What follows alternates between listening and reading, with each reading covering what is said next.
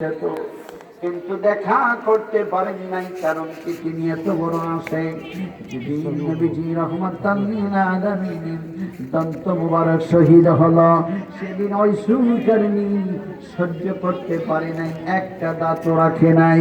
সেই ওই সুলকারনি রাহমাতুল্লাহ আলাইহি কেন কেন কেন নবীর সঙ্গে দেখা করতে পারে নাই?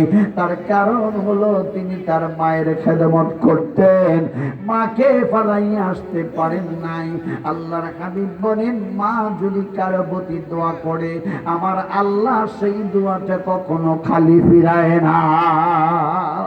নবীজি বলেছেন, সালাসু দাওয়াতিন মুস্তাজাবাতিন লা শাক্কা ফি, দাওয়াতুল মাসলুম, দাওয়াতুল মুসাফির, দাওয়াতুল ওয়ালিদি আলাল ওয়ালিদ। তিন ব্যক্তি যদি দোয়া করে, আমার আল্লাহ ওই দোয়া খালি ফিরায় না। এর মধ্যে একটা দোয়া হলো, কোন মা বাবা যদি সন্তানের জন্য দোয়া করে, ওই দোয়া করতে দেরি হয়, আমার আল্লাহ দোয়াটা কবুল করতে দেরি করে না। এই জন্য কবি বলেন, মায়ের দোয়া লও রে মুমিন, মায়ের দোয়া লও। আপনাদের জবান আছে? এই জবান আছে? সবাই কমছে।